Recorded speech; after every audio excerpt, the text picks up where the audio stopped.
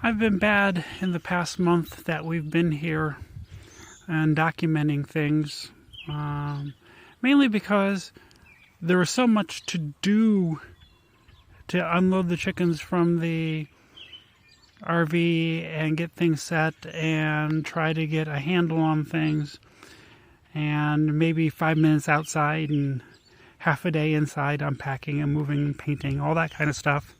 So how about a quick walkthrough of the buildings in the back of the property.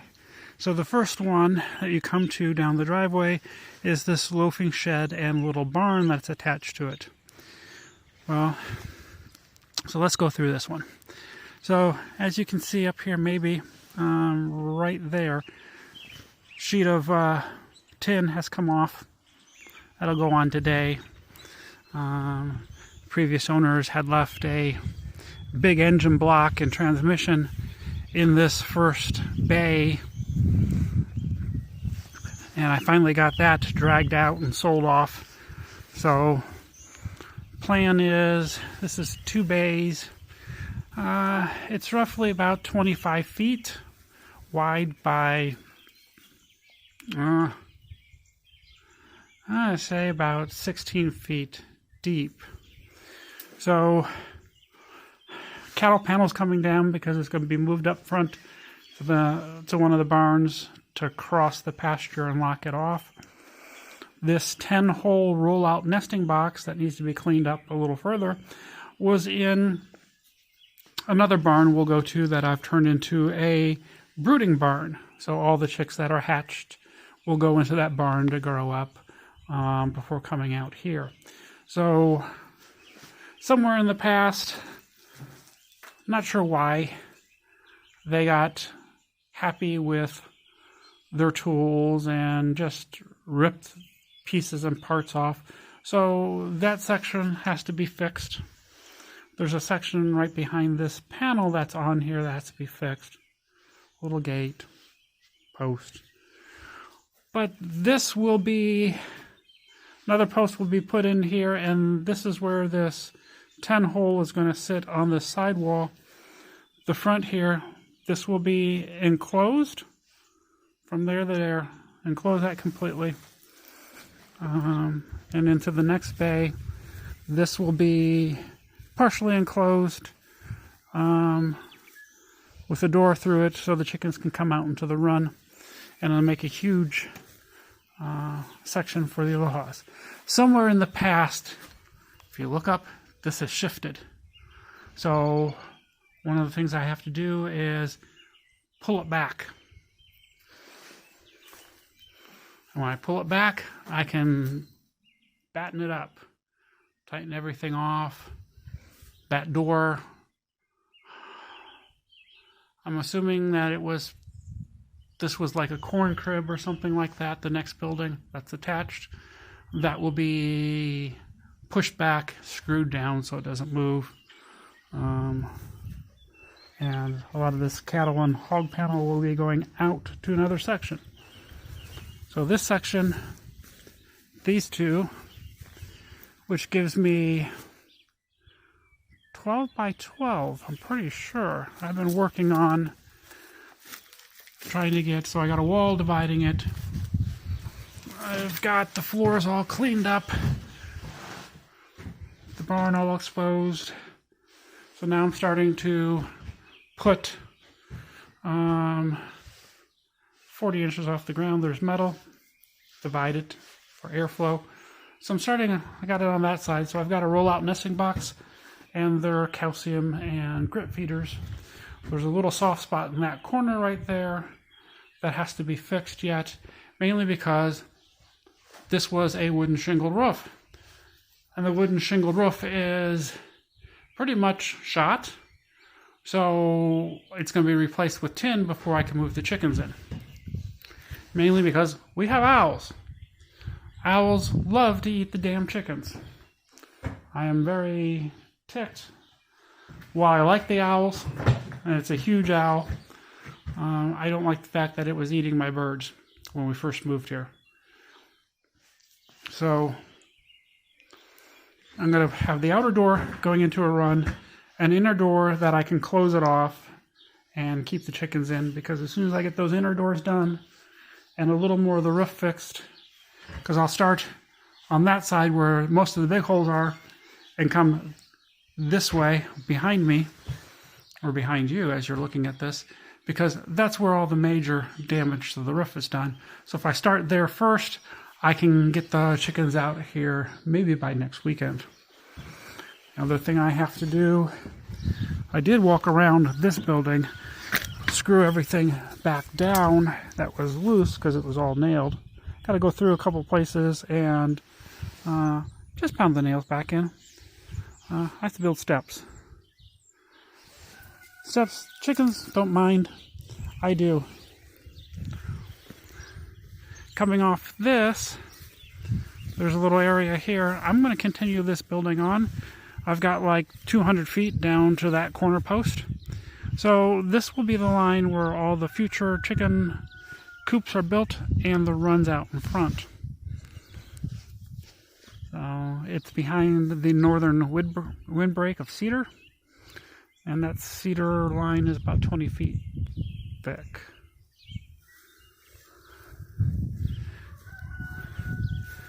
This barn, I want to say I was told it was like 30 by 50. It's a newer barn. This one right now, all the boxes from the move are stored inside, because on the nice days I'm trying to get things done outside. On the bad days, or when it starts raining, like maybe this afternoon, I work inside. So we've been here a month. The closing was delayed, so that made it a little more difficult to get things done before all our stuff showed up, which didn't matter because we showed up supposedly a week before closing, so we could get in, paint, clean, pull up carpets and that kind of stuff. Our furniture showed up the day after we arrived, 10 days early, which is great. That's great service. But when you have actual plans and schedules, it screws everything up. So that pile is books. Yeah, I have a lot of books. Been collecting them for years. So I've got different things, knickknacks, stuff from my shop, stuff from the garage and the workbenches, which has all been unpacked over there because I was looking for tools, which ended up being in storage in Arizona, which I have now brought back. So I had to buy new tools. There is a side door down there, more of a critter door. It might eventually, I plan to put hay in here in the back. I might put a sick pen with a door, a lane, actually not a run, a lane going out to the pasture where the cattle will eventually be. But I'm still undecided, mainly because as I've been working, this was the best place out here to start planting the fruit orchard. So I would have to have a small lane in here between the fruit trees. I'm not sure how well you can see those stakes. So I've got the first 6 trees on the farm planted. They're 20 foot apart. Gives me the option to put one in the center in between. So this section of 6 trees can actually hold 8. We are in the very back of our property. So there's the door. There's plenty of room, another 100 feet to the fence line on this side. So there's plenty of room back here. I still have all the raspberries, blackberries, all that to plant, but I've got to get the ground ripped up. Here starts the fencing, and down running to the road of the pasture. But we're coming up on, from looking inside, this was originally their milking barn. Had a little paddock that they've done big heavy duty pipe that they've buried in cement. I've opened the gate. Weeds are unbelievable. Tree limb size in there. It's a little soft area. Not soft. It holds moisture when it's a good season. So that will be cleaned out, and I'm going to plant some elderberries down there because elderberries like water. So after I finish that barn, this barn needs a complete roof. The old tin needs to be taken off, new tin put on. The tin around the sides screwed back down. One of the things, this will be jumbled a little bit because as we're walking. So this was a 6-foot round feeder that had, as you see down here, rusted off the base. So I finished taking the base off, brought it up here, pushed it into the ground, and that becomes a raised bed. Right now it's got onions in it, and I've got a little section for elephant garlic to get planted here shortly. And next year, I'm not sure whether I'll put more strawberries or something else in there. But between the trees here, which is about 50 feet, I'm going to put some more raised beds through here. Let's walk into the old milking parlor, because there's some work that needs to be done in here. Luckily, most of it's still good. So my plan is to fix this up a little bit, get it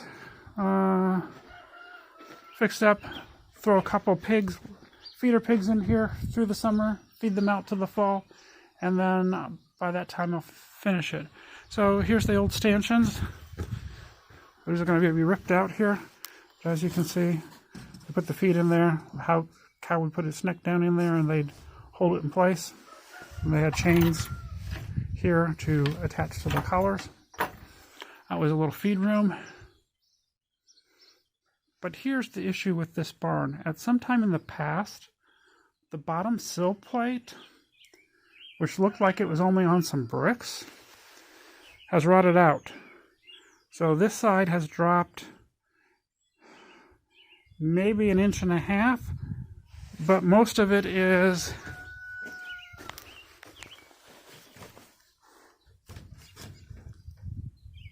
hanging in there.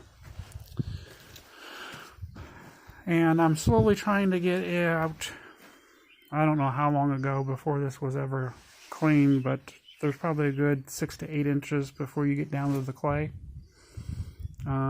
But I need to get that up before I can get some little hogs in. Fix the door. I will raise up this, cement in a new plate, put a new sill plate down, attach it back, and this will be good to go. This is a little 60 by 60 little paddock area. Since I've been pulling the manure out, I needed space.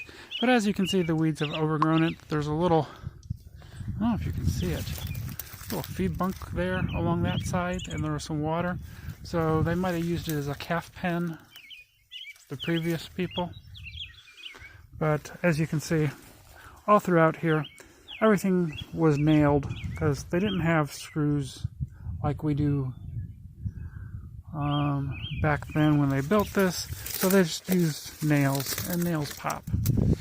Now, one of the last things I need to do is, the windows are gone, so I need to put 2 new windows in there.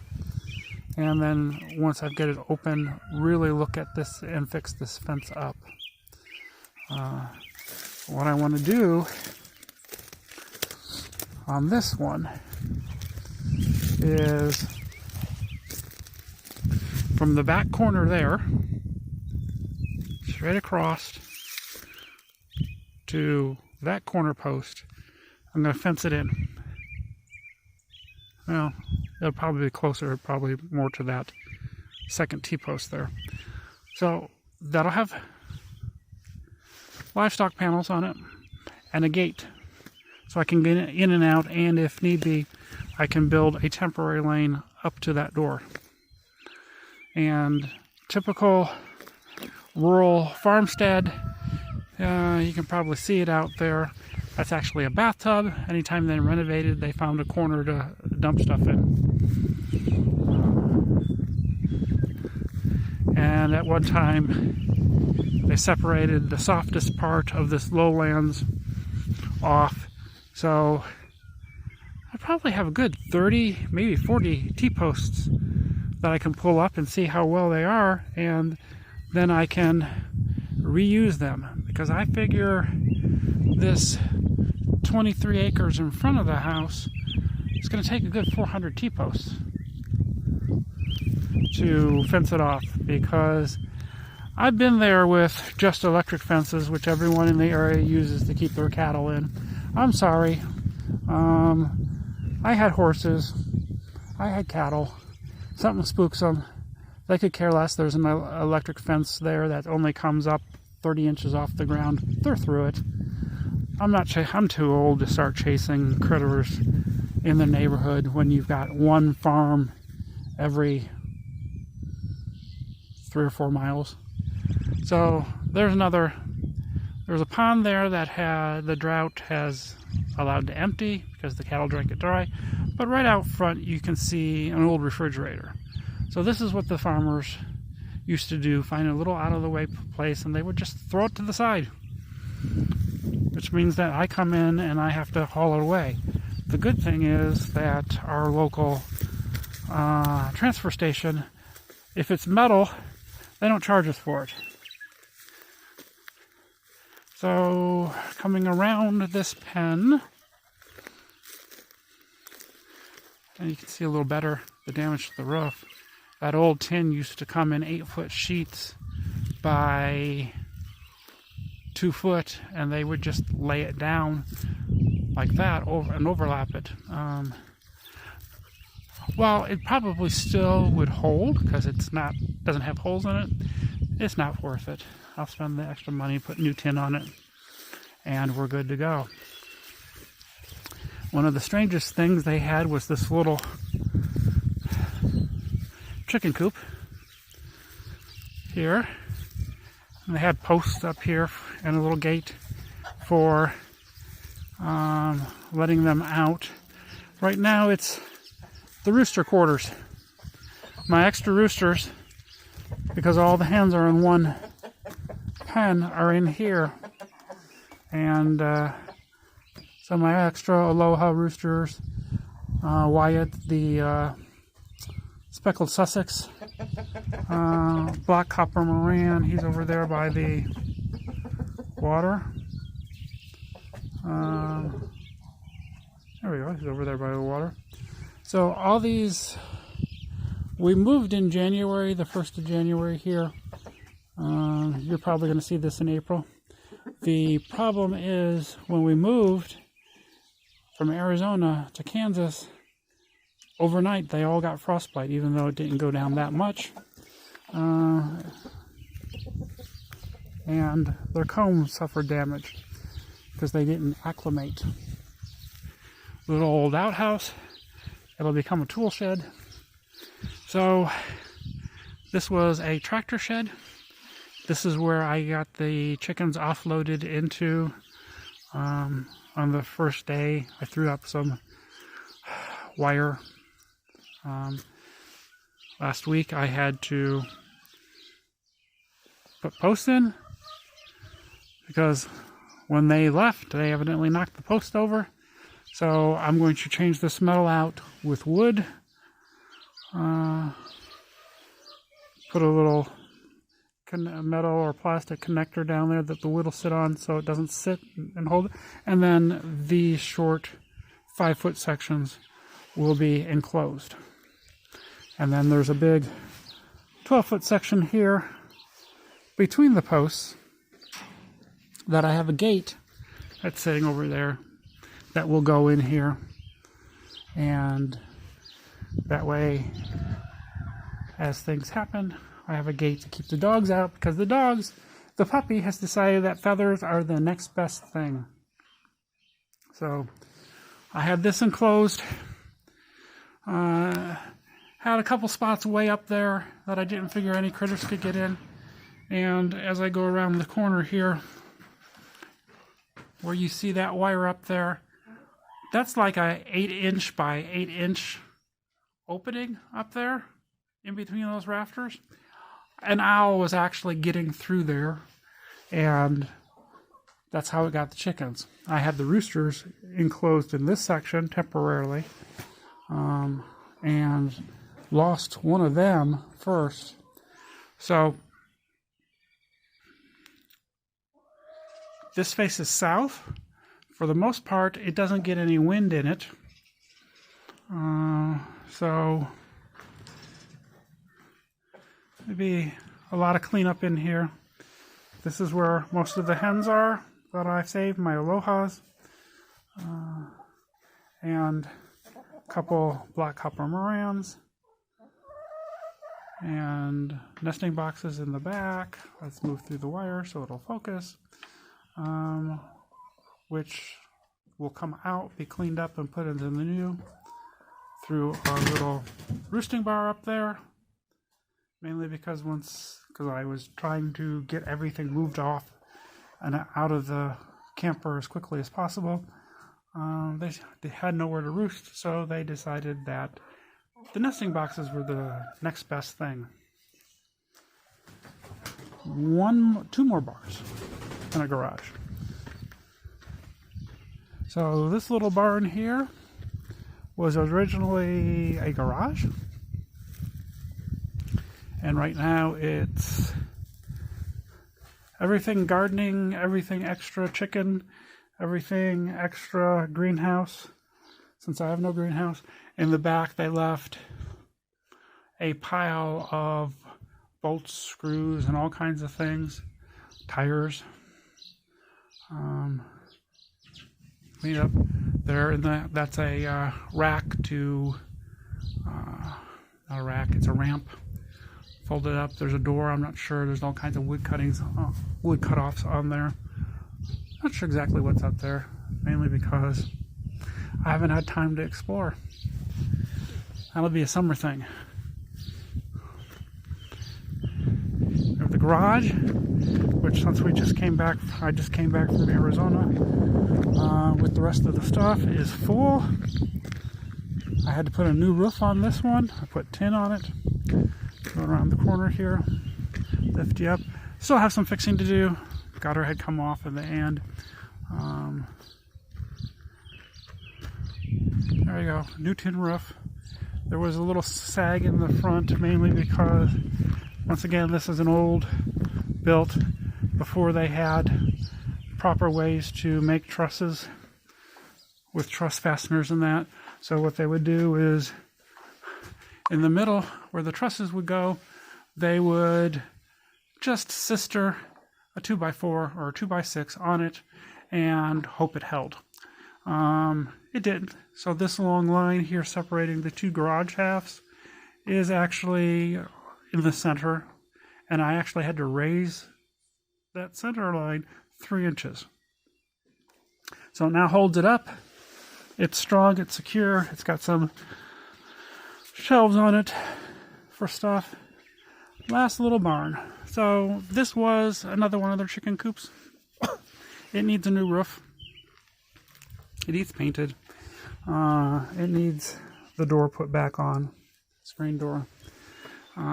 It's got the original wood siding, and I don't know if this is a 1950s or 1960s thing, but they used some kind of press board as siding. Well, as you can see, it doesn't hold up. It absorbs water. So this would probably be the first one that I pull that siding off, leave the original wood there, and put metal on it. But let's walk in, because I do have a few babies in here. My first hatches. And of course, my first hatches, which aren't even a month old, have decided that, hey, since it's only 24 inches high, we can jump up there and roost. Yeah, mainly because I haven't had a chance to get the tops on there yet. But there's the first 4 hatched on the farm. So we have I don't know how much. No, it helps a little. So they're 3 foot out from the wall and 8 foot long. This one is 3 foot out from the wall and 10 foot. And I still have one more to go on this side here to build. And it's probably be about 5 or 6 feet. So I could have feed in the corner supplies and have a nice aisle here in the middle going to here. But so these chicks are a week apart, not a week apart, 3 weeks apart. So those were hatched. Actually, those chicks are about a week old now, which puts these guys at a full month. Now that I think that, because they were hatched 3 weeks apart. So they're feathering in nicely. They really don't need heat anymore, other than they've decided that since there's more chirping and little cheeps on this side, they wanted to join in. So eventually, I have 2 heat lamps in here. I do not like heat lamps because they're dangerous, but these are using 6-gauge wire to hold them in place or chain. So the chances of them falling down are very slim. But I like the heat pad, the big heat plates. And I've got some small ones over here too. So I think that's a good walkthrough. At the front of this video, or at the back, I'm not sure how I'll connect it, is the video as I first come onto the farm, showing you where the property lines are. There's a little run attached to here too, and that's going to come off, mainly since this is chick houses, or for chicks. And see that tree? That's a property line. That would be the eastern one. So I still have painting, and as you can see, there's some spots where things have fallen off the garage over the years, the corner. Evidently, I was told that their kids' trampoline had banged into here and ripped it down. But as I'm looking at it going, well, the reason it ripped down is you had over a 10-foot span 2 connectors going in. One here where it's lost it, and one down here. So no wonder it's hanging in that. So I will get the screws and put it in properly. I was waiting till I get the new tin roof on. So that's done. I had lots of little projects. I'm not sure how many of these I will actually share because I'm always forgetting to take, right now I'm on my phone, get out and take video. As soon as I unpack the GoPro, which I think is in one of those boxes in that stack in there, I can attach it to me in the morning and just flip it on and get more pictures or video of projects as they're done. So we started at this old corn crib and loafing shed, and that's where we're going to finish.